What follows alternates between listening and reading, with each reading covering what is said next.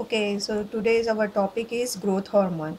So growth hormone is also called as growth regulators. It also called as phytohormones. So it is a same name for the one thing that is growth hormone, that is growth regulator and phytohormones also. So what is growth hormones like हम में जैसे animals में जिस तरह से hormones काम करते हैं उसी तरह से प्लांट्स में भी हॉर्मोन्स काम करते हैं जो उनका ग्रोथ में हेल्प करते हैं. So it is also like animals के जो हॉर्मोन्स होते हैं वो बहुत स्मॉल अमाउंट में रिलीज़ होते हैं. They are proteinaceous in nature. Likewise here also plant growth hormones are also small, very minute amounts में वो रिलीज़ होते हैं, but they are very active in their function. So, the term hormone was coined first by the Sterling in 1906 in Animal Physiology. The internal factor that influence the growth are called growth hormones or growth regulators, as they inhibit, वो inhibit भी करते हैं क्योंकि कुछ growth hormones होते हैं और कुछ इनहिबिटरी भी होते हैं. सो दे इनहिबिट, प्रमोट और modify the growth. Growth promoters are auxin, gibberellins and cytokinins. So these are the growth hormones. ये क्या है? Growth promoters है. ये promote कर रहे हैं, उसकी plant की growth को क्या कर रहे हैं? बढ़ा रहे हैं. But there are also growth inhibitors in plants are ethylene and abscisic acid. These are important कि कौन से प्रमोटर्स हैं और कौन से इनहिबिटर्स हैं. तो ethylene and abscisic acid is a inhibitors. All phytohormones are growth regulators. So ये आपको कभी ऐसे पूछा जा सकता है, फाइटोहॉर्मोन्स भी पूछा जा सकता है, ग्रोथ रेगुलेटर्स भी पूछा जा सकता है, या ग्रोथ हॉर्मोन्स भी बोला जा सकता है. तो जो सभी का आंसर रहेगा वो सेम रहेगा, that is the auxin, gibberellins and cytokinins. Growth inhibitors में इथिलीन एंड एब्सिसिक एसिड. अब सबसे पहले जब इसकी इन्वेंट या इसकी डिस्कवरी कैसे हुई? सो it is the auxin, the first hormones which is discover by the scientist. Let's see that.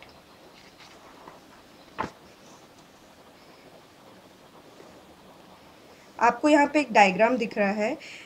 ये डायग्राम में आप ऊपर का मैटर भी देखेंगे तो वो मैटर में सबसे पहले यही लिखा हुआ है कि the auxin is the first hormone to be discovered in plant. Discovery of auxin date back in 19th century when Charles Darwin was studying trophism in plant. He exposed उन्होंने, ये 4 साइंटिस्ट है, दैट इज़ आप यहाँ पे देखेंगे diagram में आपको समझेगा. यहाँ पे 4 साइंटिस्ट ने अपनी अपनी स्टडी को बताया है. फर्स्ट है डार्विन की, उसके बाद Boisson, Jensen, Pal and went. अब यहाँ पे कोलेप्टाइल लिया गया है. कोलेप्टाइल मीन्स जैसे अगर हम मॉर्फोलॉजी की जब बात कर रहे थे, जब हमने प्लांट मॉर्फोलॉजी पढ़ा था, हमने रूट सीड्स के बारे में पढ़ा था, तब आपने देखा होगा कि जब सीड है, जब वो ग्रो करता है तो ग्रो करने के बाद ऊपर प्यूम्यूल रहता है, नीचे रेडिकल्स रहता है. तो इसकी जो प्रोटेक्शन, जो प्रोटेक्ट कर रहा है, इट इज़ द कोलेप्टाइल. सो उन्होंने क्या किया, डार्विन ने एक कोलेप्टाइल लिया. कोलेप्टाइल को क्या किया, उन्होंने देखा top of the coleoptile is remove. उन्होंने क्या किया, उसको रिमूव किया. सो क्या हुआ वहाँ पे, एक तो वो इसमें क्या डिस्कवर कर रहे थे, वो ट्रॉफिज़म देख रहे थे. ट्रॉफिज़म मीन्स मूवमेंट देख रहे थे वो कोलेप्टाइल का टूवर्ड्स दी लाइट. तो क्या हुआ कि जब वो कोलेप्टाइल देखते, नॉर्मल कंडीशन में वो क्या होता है, टूवर्ड्स द लाइट, मतलब कोलेप्टाइल जो है वो शूट का पार्ट है, तो ऑब्वियस है कि वो किसके अगेंस्ट में, मतलब किसके सन के तरफ वो बेंड होगा. सो व्हाट दे ऑब्जर्व कि जब उन्होंने टॉप ऑफ द कोलेप्टाइल को जब उन्होंने रिमूव किया तो उनको क्या दिखा कि जो कोलेप्टाइल था वो सीधा रह गया, वो बेंड नहीं हुआ. Then light proof cap on tip. अगर उसके ऊपर उन्होंने नेक्स्ट क्या किया, एक कैप को लगा दिया, जिसके कारण क्या, वहाँ पे फिर से देखा, उन्होंने ऑब्जर्व किया कि कोई भी बेंडिंग नहीं हुई. नेक्स्ट फिर दूसरे साइंटिस्ट है, that is Boisson and Jensen. उन्होंने ऑब्जर्व किया कि टिप को रिमूव किया, उसके बीच में उन्होंने जिलेटिन को इंसर्ट किया. जिलेटिन इंसर्ट करने के बाद what he observe, bend towards the light, कि वो बेंड हुआ है लाइट की तरफ, मतलब उसका कुछ उस पर असर नहीं हुआ। Then next scientist Paal, that is tip remove की उन्होंने और टिप को उन्होंने वन साइड पे कर दिया। What he observe, bending in absence of light. What he observe कि वो बेंड हो गया, इन एब्सेंस ऑफ लाइट में भी वो बेंड हो गया। देन वेंट आए, वेंट ने क्या किया, सारे जो कोलोप्टाइल्स थे, जो भी कोलोप्टाइल्स थे, उनकी टिप को क्या किया उन्होंने, अगार के ऊपर ग्रो किया। अब आप क्या बोलेंगे अगार क्या है? अगार इज़ अ सॉलिडिफाइंग एजेंट जो हम टिश्यू कल्चर में यूज़ किया जाता है। उनको आर्टिफिशियल न्यूट्रिशन प्रोवाइड किया जाता है, उस पर ग्रो किया जाता है प्लांटलेट को। सो यहाँ पे उन्होंने क्या किया, कोलेप्टाइल को उस अगार के ऊपर ग्रो किया। अब वो क्या किया उन्होंने, उसके बाद कोलेप्टाइल को वहाँ से टिप रिमूव, कोलेप्टाइल की जो टिप थी उनको क्या कर दिया, रिमूव कर दिया। And cut the agar into blocks, और उसको उन्होंने अगार को क्या किया, ब्लॉक्स में कट किया। What he observe that agar block place on one side bending occurs. उन्होंने क्या ऑब्जर्व किया कि जो अगार ब्लॉक था वो उन्होंने उसके ऊपर रखा और ऑब्जर्व किया कि बेंड हुआ है जो कोलेप्टाइल है it towards the light. So what is the interpretation of that experiment? That FW Wendt successfully isolated natural auxine from Aviena coloptile tip. He cut off the tip and placed them on a small agar block. Then after certain period of time, place the agar block asymmetrically on cut celoptile stump that caused bending. He demonstrated the presence of substance which could diffuse into agar block. उन्होंने क्या किया, उन्होंने क्या कहा कि जो एक कुछ तो सब्सटेंस है जो ये कोलोप्टाइल से रिलीज हो रहा है और वो रिलीज होके कहाँ आ गया था, वो अगार में आ गया था। और वही अगार को, जब वही अगार ब्लॉक्स को टिप हटा के जब वो अगार ब्लॉक्स को उन्होंने यहाँ पे लगाया तो वो जो भी सब्सटेंस जो रिलीज हुआ था उसने हेल्प की कि वो उस तरफ लाइट की तरफ वो बेंड हो सके। So he demonstrate the presence of substance which could diffuse into agar block. ऐसा कोई तो सब्सटेंस था जो अगार में क्या हुआ है, डिफ्यूज हो गया है। And Went name this substance as auxin, और उसको उन्होंने क्या नेम दिया, first he name as a auxin. And auxin ही जो था ये पहला हार्मोन था, प्लांट हार्मोन था जो डिस्कवर हुआ।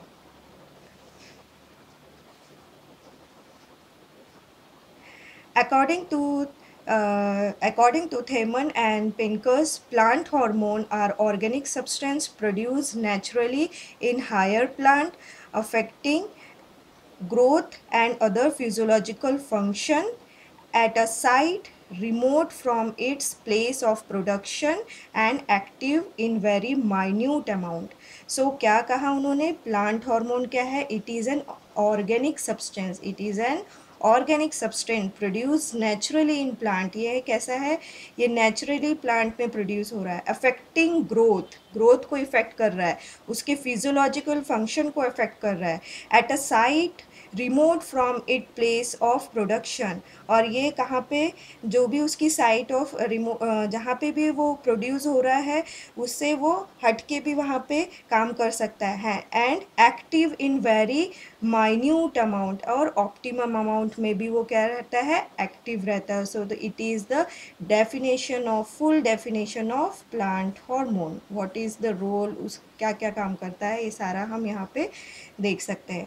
Then hormones are transported through phloem parenchyma. So ये कहाँ से ट्रांसपोर्ट, कैसे ट्रांसपोर्ट हो रहा है प्लांट में, it is by the phloem parenchyma. It is very much important, इसीलिए मैंने उसको स्टार करके रखा है।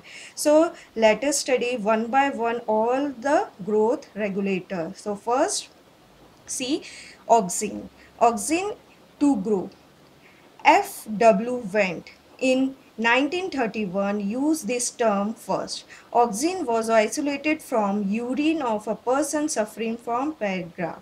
In plant, it is synthesized in growing tip or meristematic region of plant from where it is transported to the other plant part. So ये कहाँ पे synthesize हो रहा है? It is synthesized in the tip और the meristematic reason of plant. और हमें पता है कि प्लांट का मेरिस्टेमेटिक रीजन कौन सा होता है, it is the apical end root का मेरिस्टेमेटिक पार्ट जो होता है, that is the site for synthesis of the oxygen.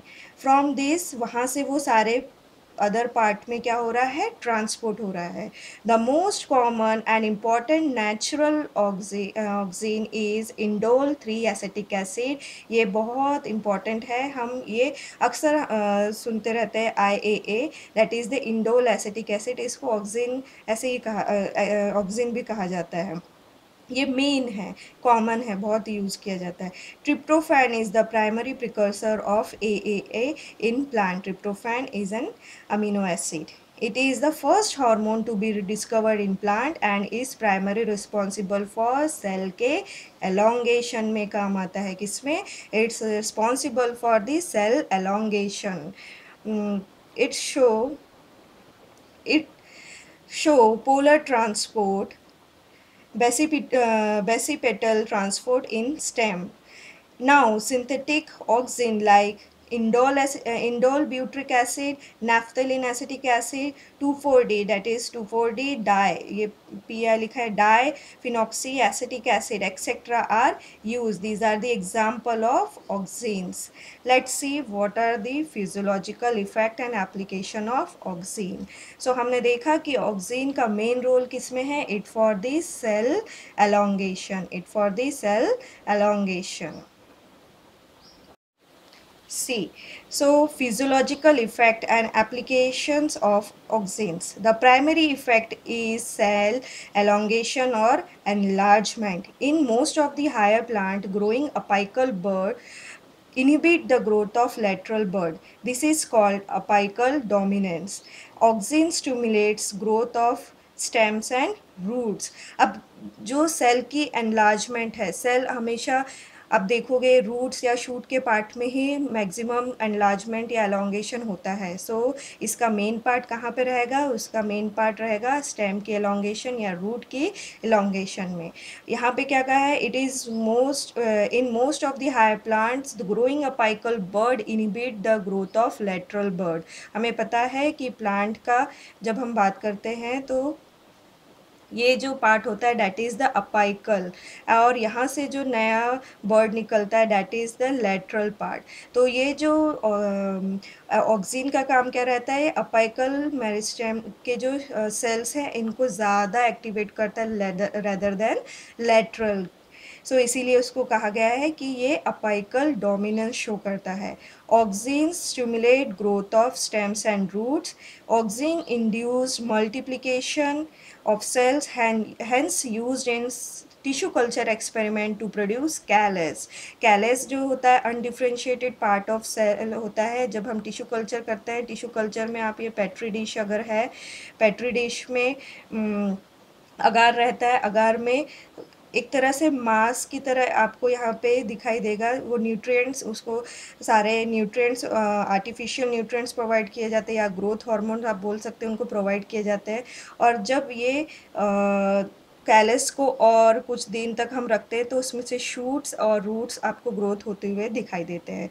So it induce multiplication of cell and hence it use in tissue culture. So हम बोल सकते हैं it help in cell elongation या enlargement, and it also induce multiplication of cell, hence it is used in tissue culture to produce callus.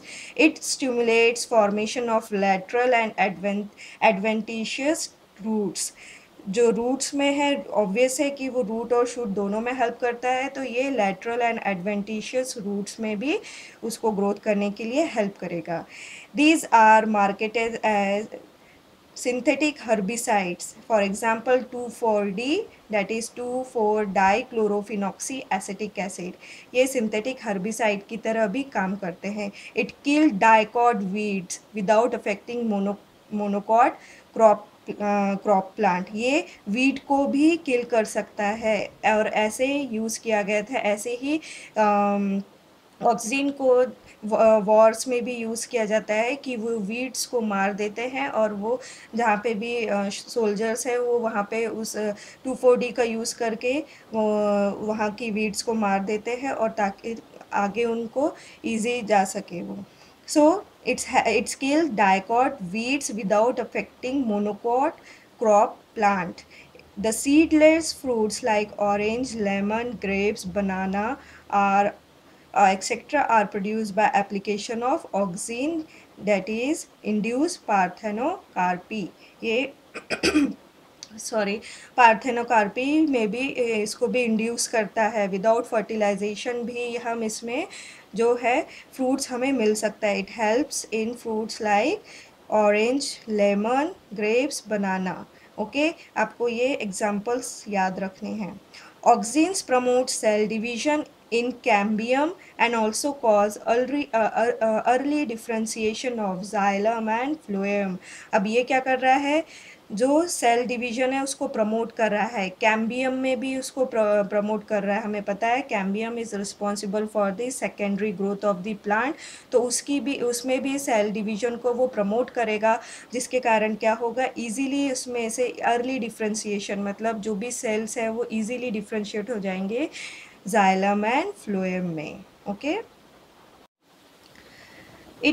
it promote root elongation in lower concentration. ये root के elongation में भी low concentration में भी ये क्या कर सकता है, रूट को एलोंगेट कर सकता है. And shooting at higher concentration, मतलब हम ऑक्सीन का लो कंसनट्रेशन अगर रखते हैं तो उससे क्या होगा, रूट का एलोंगेशन होगा. और हाई कंसनट्रेशन रखते हैं तो उससे शूट का एलोंगेशन होगा. It also hasten early rooting in propagation by cutting. ये क्या करेगा, फास्ट भी करता है अर्ली रूटिंग को भी. Okay, then foliar spray of naphthalene, acetic acid and 2,4-D induce flowering in lychee and pineapple.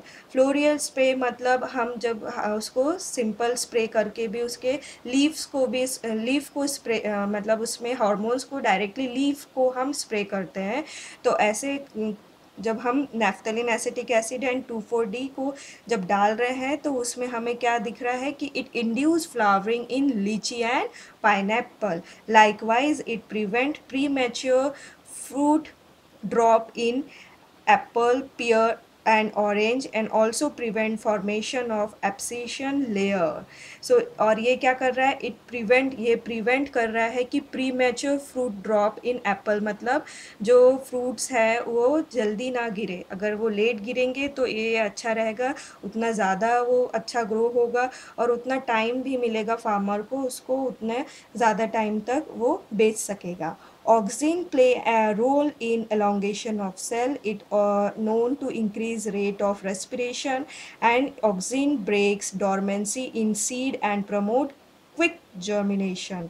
So auxin और उसका एक और मेन रोल है, it breaks the dormancy of in seed. हमें पता है कि सीड जो है मैक्सिमम टाइम तक डॉर्मेंट स्टेज पे रहता है, मतलब वो इनएक्टिव रहता है. तो उसको जब हमें एक्टिव करना है तो उसमें कौन हेल्प कर सकता है, हम ऑक्सीन उसमें हेल्प कर सकता है to promote quick germination of the seeds. So these are the function of this auxin. Let's see gibberellins. उससे पहले हम यहाँ देखेंगे डू यू नो में agent orange. The mixture of 2 phenoxy herbicides in ester form 2,4-D and 2,4,5-T dioxin is known as a agent orange used in Vietnam war for deforestation of forest. ये use किया गया था वहाँ पे, कहाँ पे आप बोल सकते, ये वॉर में यूज़ किया गया था फॉर उस एज अ हर्बिसाइड्स की तरह, मतलब वहाँ के सारे वीड्स को मारने के लिए. So next is the gibberellins. Gibberellins is another growth promoting hormone and is abundant in root tip and developing seed. It is non-polar transfer to vascular tissue. Obvious है कि ये रूट टिप को ज़्यादा effect कर रहा है और seed को कर रहा है, तो it transfer to the vascular tissue. Gibberellin was first isolated from the fungus, that is Gibernella fujikurya, by the Japanese scientist Sawa. He observed that when rice plant was infected by this fungus, it showed extensive stem elongation. जैसे हुआ rice को, ये एक fungus है. अब आपको पता है फंगस जो है मैक्सिमम ये जो बहुत गीला या आप बोल सकते हैं ह्यूमिड पार्ट होता है, उसमें फंगस बहुत ज़्यादा ग्रो होती है। अब राइस है, राइस हमेशा कैसा रहता है, उसके आजू बाजू हमेशा ह्यूमिड रहती है प्लेस। सो ये जो फंगस थी इसने राइस प्लांट को इफ़ेक्ट किया, और इफ़ेक्ट करने के बाद उन्होंने क्या किया, इट एक्सटेंसिव उसने उसमें शो किया स्टेम के एलोंगेशन। उसकी जो राइस थी, अगर वो राइस इतना ग्रो होना चाहिए तो वो राइस प्लांट बहुत ज़्यादा ग्रो हुआ, और सबको ये लगा कि अब राइस बहुत बड़ा हो गया है प्लांट, तो उसमें उतना ज़्यादा सीड्स भी रहेगा। But what happened when they से, जब उन्होंने देखा उसको तो देखा कि उसमें कुछ भी दाने नहीं थे। So it is also called as a foolish plant. So it is show extensive stem elongation called Bakane disease, the crystalline form of gibberellins. So this is this story of this gibberellic acid, या आप बोल सकते हैं gibberellin की.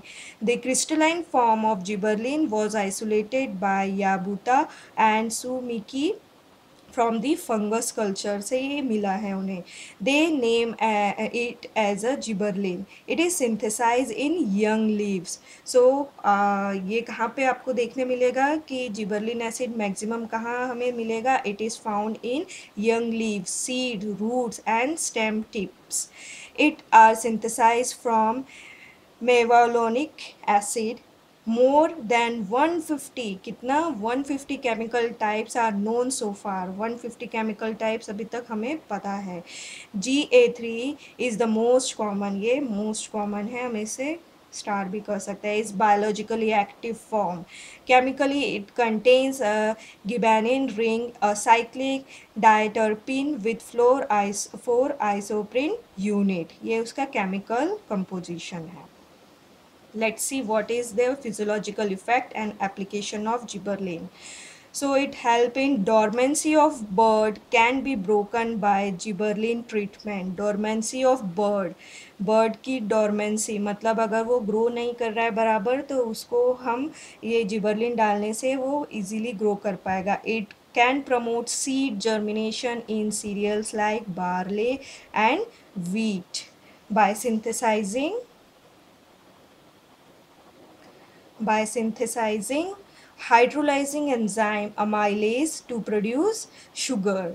The most striking effect of it is the elongation of stem where internode increase in length. Maximum ये कहाँ पे काम आएगा, for the elongation of the internode. अब जब हम गन्ने की बात करते हैं, गन्ने में क्या है, सारा इंटरनोड है, नोड एंड इंटरनोड है. यस, अगर जितना ज़्यादा elongation होगा इंटरनोड का, उतना ज़्यादा गन्ना बनेगा, उतना ज़्यादा हमें शुगर मिलेगा, उतना ही फार्मर को फ़ायदा होगा, उतनी शुगर इंडस्ट्रीज़ को फ़ायदा होगा. सो it also promote bolting, that is elongation of internode just prior to flowering in plant, those with roste habit, for example beet and cabbage. जैसे हमने देखा है पत्ता गोभी किस तरह से होता है, उसका फॉर्मेशन कैसे होता है, फूल की तरह रहता है. तो ऐसे जो आप बोल सकते हो सब्जियां हैं, ऐसे इसमें वो फ्लावरिंग के उस प्रायर टू फ्लावरिंग ये इलोंगेशन ऑफ इंटरनोड कर सकता है. So it is the bolting, उसको क्या बोला गया है, elongation of internode. It cause parthenocarpy in tomato, apple and pear and flowering in long day plant.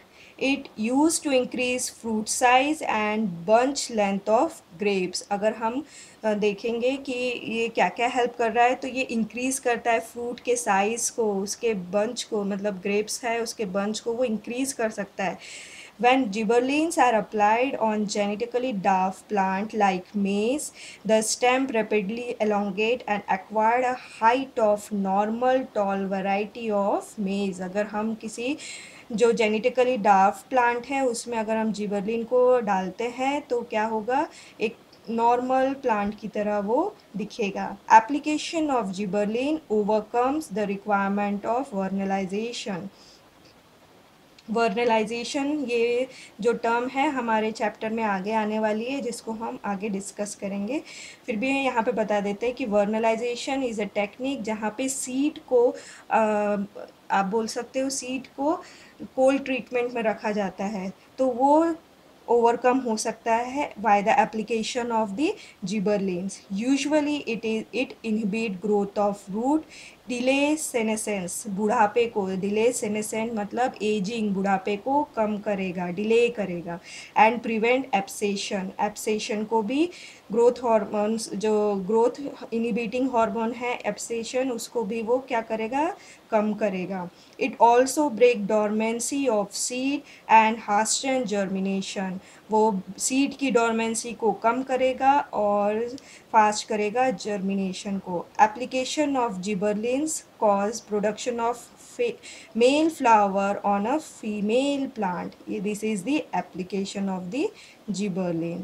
So this much we have completed about the gibberellins. यहाँ पे आप देखेंगे हर एक लाइन उनकी इम्पॉर्टेंट है, हर एक लाइन में उसके फंक्शंस दिए हुए हैं.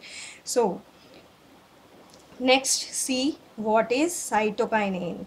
So till now we have completed auxin and gibberellins. Auxin mainly responsible for the shoot cell के elongation enlargement में, वहीं पे gibberellins हमें कहाँ पे काम आ रहा है, root tip में and developing seeds में. Now time for cytokinin. Cytokinin as a name indicate that cyto means cell and kinin means division, जैसे मैंने यहाँ arrow करके रखा है. Yes, so it is the cell division, it is the another growth hormone that promotes cell division. अब हमें पता है कि cell division plant में कहाँ कहाँ होता है. It is on the apical meristem, apical meristem के बाद लेटरल मेरिस्टेम में हो सकता है, रूट्स में हो सकता है, और सेल के स्टेम में उसकी गिर्थ बढ़ाने के लिए भी यहाँ पे सेल डिवीजन होगा. यस, सो ये सब चीज़ में कौन हेल्प करेगा, it is the cytokinin. Letham coined the term cytokinin. These all the scientist name will help. ये आपको MCQs आ सकते हैं आपके कॉम्पिटिटिव एग्जाम्स में भी और आपके final exam में भी. The first cytokinin was discovered by the Skoog and Miller during investigation of nutritional requirement of callus tissue culture of Nicotina tobacum, that is tobacco के जब वो इन्वेस्टिगेशन कर रहे थे तब उन्होंने इसका क्या किया, डिस्कवरी की. They observe that the callus proliferate when the nutrient media was supplemented with coconut milk and degraded sample of DNA. उन्होंने क्या नोटिस किया कि अगर हम जो न्यूट्रेंट मीडिया है अगर उसको सप्लीमेंट करते हैं कोकोनट मिल्क से, और कोकोनट मिल्क क्या है, इट इज़ अ इसमें आपको साइटोकाइनिन मिलेगा. Okay, it is a natural चीज़ है जिसमें साइटोकाइनिन प्रेजेंट रहता है. So the coconut oil milk जब उन्होंने डाला और डिग्रेडेड सैंपल ऑफ डीएनए डाले तो व्हाट ही फाइंड कि सेल उसमें इजीली ग्रो कर रहा है. They name it as a kinetin, उन्होंने उसको नेम किया kinetin. The chemically kinin are 6 furfural amino purine. First natural cytokinin was obtained from unripe maize grain. कहाँ से मिला हमें first natural cytokinin? It is from the maize grain से मिला and it known as zeatin. 6-benzyl adenine is the synthetic cytokinin. So natural हमें पता चला, natural is the zeatin and 6-benzyl adenine is the synthetic cytokinin hormone. 7 different types of cytokinins are recorded from plant. Natural cytokinins are also reported from plants like banana flowers, apple and tomato, fruits, coconut milk. These are the natural source of the cytokinins. Okay, so these are about the discovery and some of the example of the natural cytokinin and artificial cytokinins. Okay, next we see what is physiological effect and application of this cytokinin. So besides cell division it promotes cell enlargement. ये cell enlargement में भी काम आता है as like a auxin. High cytokinin promotes shooting promote shooting. A low ratio of cytokinin to auxin induce root development, but a high ratio cause bud and shoot to develop. मतलब यहाँ पे cytokinin to auxin ratio जो है वो बहुत important है. अगर ratio cytokinin का ज़्यादा रहा तो क्या होगा, रूट का डेवलपमेंट होगा. अगर यहाँ पे लो रहा तो रूट का डेवलपमेंट होगा, और हाई अगर रहा तो it help in shoot development. So cytokinin and auxin ratio and their interaction control the morphogenic differentiation. So ये हम बोल सकते हैं कि साइटोकाइनिन टू ऑक्सिन का जो रेशियो है वो रिस्पॉन्सिबल रहेगा सेल के या प्लांट के मॉर्फोजेनिक को डिफ्रेंशिएट करेगा. It promote the growth of lateral bud. ये किसकी, लेटरल बर्ड की ग्रोथ को प्रमोट करेगा. And control apical dominance by cell division. It delayed the senescence और ageing and abscission processes in plant organ. वो क्या करेगा, डिले करेगा किसको, एजिंग को डिले करेगा, और एब्सेशन जो प्रोसेस है उसको भी वो डिले करेगा. This was reported by Richmond and Lang. Formation of interfascicular cambium and expansion of cell are other function. ये formation of interfascicular cambium बनाएगा मतलब स्टेम के जो उसकी गिर्थ है उसको इंक्रीज करेगा. Expansion of cell are the other function. It also break dormancy and promote germination of seed. ये ब्रेक करेगा डॉर्मेंसी और जर्मिनेशन ऑफ सीड को प्रमोट करेगा. Cytokinin reverse apical dominance effect. ये क्या कर रहा है, उसको अपाइकल डोमिनेंस इफेक्ट को रिवर्स कर रहा है. It induce RNA synthesis and formation of interfascicular cambium. These are the function of cytokinin. So हम मेन इसका फंक्शन ये बोल सकते हैं सेल डिवीजन. सो सेल डिवीजन की बात करते हैं तो सेल डिवीजन में हमें कहाँ कहाँ काम आ सकता है. ये लैटरल मेरिस्टेम, रूट के मेरिस्टेम को it promote growth of lateral bud, control the apical dominance. जैसे यहाँ पे देखा रिवर्स किया है उसने अपाइकल डोमिनेंस के इफेक्ट को. इट इंक्रीज द फैसिकुलर मतलब स्टेम के जो गिर्थ है उसको बढ़ाने में काम आएगा. So these are the function of the cytokinin.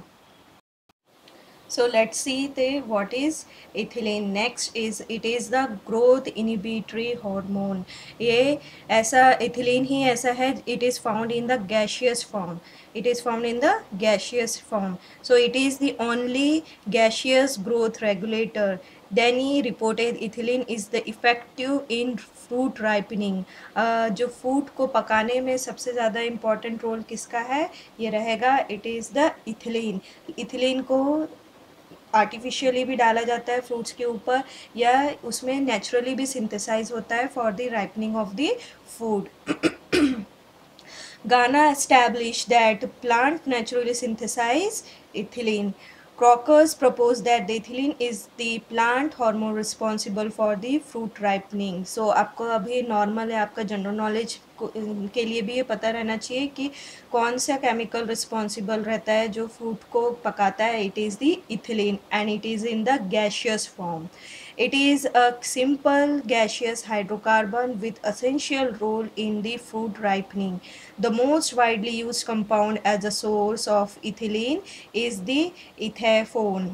It is the most widely used compound of ethylene. It is synthesized in roots. कहाँ कहाँ synthesize होता है, ये root में synthesize होता है. It synthesizes as the shoot apical meristem and ripening fruits etc. So these are the sites where it is synthesized. Now see what is the physical effect and application of ethylene. So first तो ये main जो उसका काम है that is the it promotes ripening of fruits like banana, apple and mangoes. It stimulate initiation of lateral root in plants and break the dormancy of bud and seed. ये क्या कर रहा है, इनिशिएट करता है लेटरल रूट्स को. Lateral roots हमने जैसे पढ़ा है, these are the lateral root. And adventitious root मतलब एक ही जगह पे सारे रूट्स का होना, और लेटरल रूट आप बोल सकते एक लंबी और उसके ब्रांचेस रहते हैं. ओके. एंड एडवेंटिशियस रूट मतलब गुच्छे की तरह रहना। excuse me. So it initiation of lateral root in plant and breaks the dormancy of bud and seed. It accelerate the abscission activity. ये abscission activity मतलब अगर आपको पता है कि जैसे पतझड़ का, गर्मी आने से पहले पतझड़ आती है, स्प्रिंग आता है, आपको पता है, यस। सो प्लांट को पता है कि अब मतलब धूप आने वाली है, गर्मी आने वाली है, तो उसको खुद को प्रोटेक्ट करने के लिए प्लांट क्या करता है, वो अपने जो भी पत्ते हैं उसको गिरा देता है, उसको पीला करेगा और उसको गिरा देगा। सबसे पहले वो प्रोसेस कैसे करता है, सबसे पहले वो सारे जो भी पत्ते हैं उनसे अपना जो भी न्यूट्रिएंट है उसको सक कर लेता है, अपने पास ले लेता है, और उसके बाद उसके एक बैरियर फॉर्म करता है जिससे वो पत्ते उस लीफ के और उस प्लांट के बीच में एक तरह से बैरियर बन जाता है, और उससे कारण जो भी न्यूट्रिशन है वो प्लांट के उस लीफ को नहीं मिलते हैं, और धीरे धीरे वो लीफ जो है येलो पड़ती है और क्या हो जाती है, वो झड़ जाती है। So it accelerate the abscission activity. जो भी एक्टिविटी है, जो स्ट्रेस कंडीशन आती है प्लांट्स में, या प्लांट्स को पता है कि आगे स्ट्रेस कंडीशन आने वाली, तो उससे वो बचने के लिए पहले ही वो एक्टिविटी कर लेता है। So it accelerate the abscission activity in leaves, flower and fruits by forming the abscission layer. एक तरह से लेयर फॉर्म करेगा। Ethylene inhibit the growth of lateral bud and cause apical dominance and retard flowering. ये flowering को कम कर देगा, बंद कर देगा। It is associated with enhancement of process of senescence of plant organ. ये क्या कर रहा है, ये सीनेसेंस मतलब एजिंग की जो प्रोसेस है उसको क्या कर रहा है, एनहांस कर रहा है, बढ़ा रहा है। It inhibits flowering in most of the plant except pineapple. Pineapple में ये काम नहीं करता है, बाकी सभी में ये इनहिबिट करता है फ्लावरिंग को। It causes apinasti. It causes apinasti of leaf and flower, means drooping, उसको गिराने का काम कर रहा है।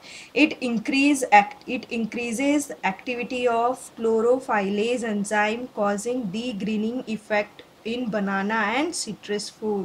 The greening means it is a process of decomposition of green pigment in fruits, usually by applying ethylene.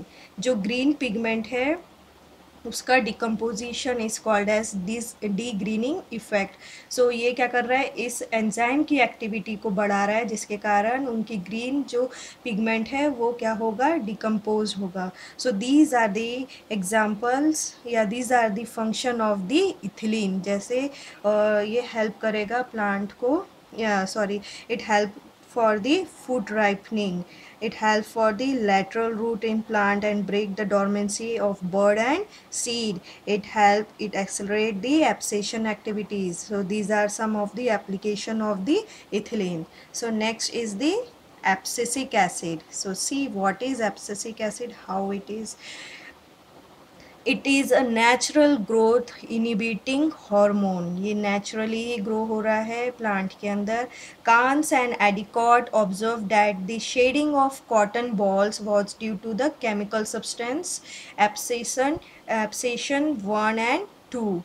उन्होंने देखा कि जो कॉटन बॉल्स थे कॉटन प्लांट में, वो अपने आप गिर रहे थे। It is by the substance, उन्होंने नोटिस किया, it is the abscission 1 and 2।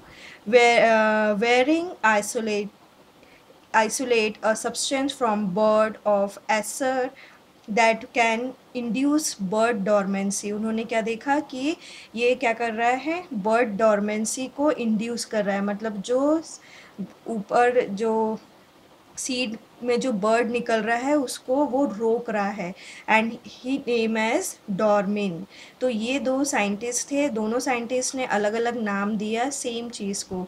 So these two identical chemical substances were given the common name. ये दोनों जो उन्होंने डिस्कवर किए, इन दोनों को एक कॉमन नेम दे दिया गया, that is the abscisic acid. It is synthesise in leave, fruits, roots, seed etcetera. chemically it is the 15 carbon terpenoid, and it is synthesized from the mevalonic acid. So it is the chemical, ये synthesis होता है, और this is the chemical composition of the abscisic acid. It is a inhibiting growth hormone. Then physiological effect and application of abscisic acid. It promote abscission of leaf and induce dormancy in many plant. Dormancy को वो increase कर रहा है. अब जितने हमने अभी तक इफेक्ट देखे थे वो सारे इफेक्ट का ये उल्टा काम करेगा. It control the dormancy in bud seed by inhibiting growth process. It accelerate the senescence. Senescence मतलब aging को बढ़ाएगा leaves के, flower के, fruits के. It inhibits delay cell division. Cell division को हम अभी तक देख रहे थे फास्ट होता था, सेल एलोंगेशन फास्ट होता था, ये सब उसको क्या कर रहा है, डिले कर रहा है. सारे जितने अभी तक हमने उसके फंक्शन देखे थे दूसरे ग्रोथ हार्मोन्स के, ये उसका सब उल्टा कर रहा है. It suppress cambium activity by inhibiting mitosis in vascular cambium. Abscisic acid could cause efflux of K plus ions from the guard cells and result in closure of stomata. Stomata close हो जाएगा, उसके कारण क्या होगा, transpiration नहीं होगा. So it is also known as anti-transparence parent. It act as a stress hormone. ये कैसा हार्मोन है, स्ट्रेस हार्मोन है. By inducing the plant to bear the adverse environmental condition. ये सारे प्लांट की उसको हेल्प करता है कि वो एडवर्स एनवायरमेंटल कंडीशन में रह सके. It inhibit flowering in long day plant but stimulate flowering in short day plant. So these are the function of the abscisic acid. So that we completed our growth hormone. So see in their next class.